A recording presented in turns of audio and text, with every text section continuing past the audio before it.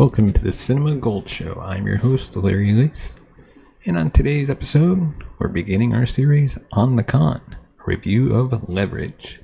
But before we do that, we'd like to thank our sponsor, Audible, for sponsoring this episode. Audible is a subscription service that allows you to buy audiobooks that you can listen to on your phone.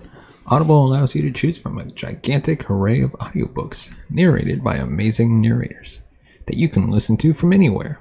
Right now I'm listening to The Dead Zone by Stephen King, narrated by Oscar-winning actor James Franco. It's the chilling story of a high school teacher who falls into a coma and wakes up with psychic abilities.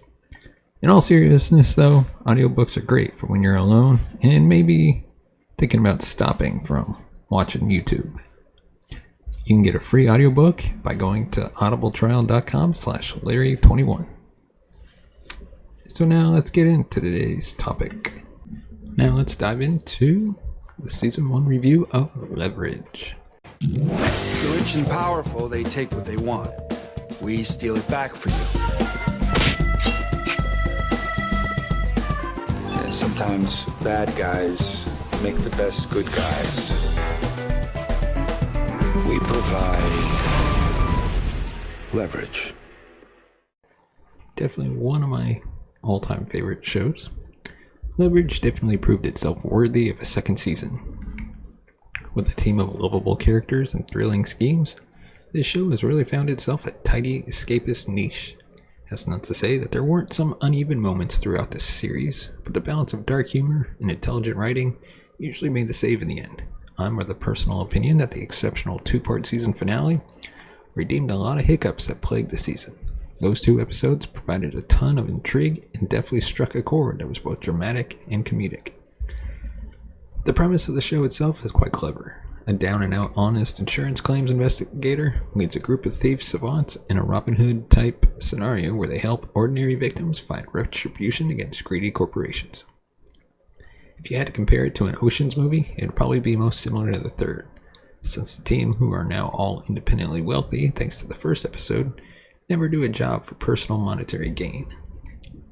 Some occasional dry moments popped up on Leverage due to the fact that the perpetual will they won't they couple on the show aren't exactly the standouts of the show, although not exactly elders in the tribal sense of the word. The two do sometimes fill the role of the adults on the team, which kind of makes them the responsible ones, and in turn the least fun.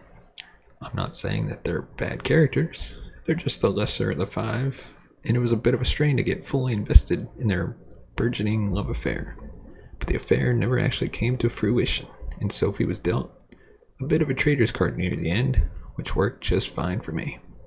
The most truly endearing characters and the ones who wound up being a more interesting potential couple were Hardison, played by Aldis Hodge, and Parker, played by Beth Riesgraf. Hardison's fast-talking geek rhetoric just totally meshed with Parker's sociopathic shyness, and it created a sort of opposites attract appeal. By the end, when the team has gathered to decide on their future, you could tell that their parting would be emotionally tough on the two of them, even if you might not consider them to be emotionally adept. One of the best episodes to feature these two, even if it didn't really have much to do with their interpersonal connection, was the Juror Number 6 job. During the job, the two of them really made great strides and overcame a couple of huge obstacles that forced them to rely on their people skills. Other standout episodes for me include the bank shot job, the mile high job, the 2-horse job, but then there was a bit of a misstep with the wedding job, but most of that had to do with Nate and Sophie injecting their own brand of silliness into the proceedings by using the wedding as a place to air out their own frustrations with each other regarding their inability to connect romantically.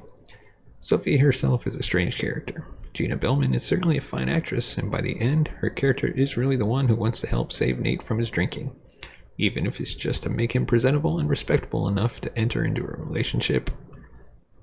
She's one of the parents here, but she's also given a silly bad acting trait, meaning she's a horrible actress when she's in a paid acting gig, but a master thespian when acting in a con.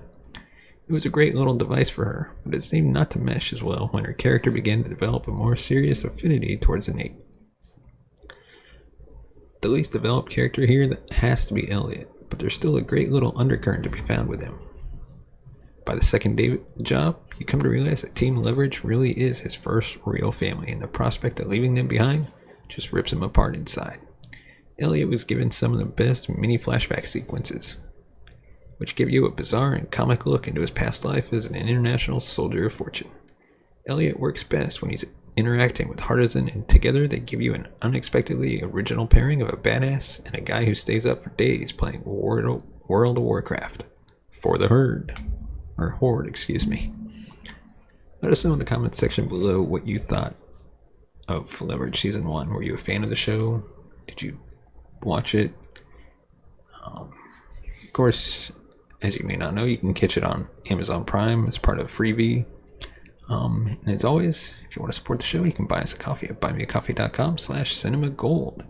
Your support helps the channel grow, upgrade our equipment, bring in new hosts, and be able to pay them, launch new shows, take this show on the road. Hopefully, your support can make that happen. Leave a comment in the comment section below about future topics you want covered. Give us a thumbs up if you liked the video. Hit that subscribe button and hit the bell notification button to be notified of future videos. As always, thank you so much for watching and listening. We will see you next time.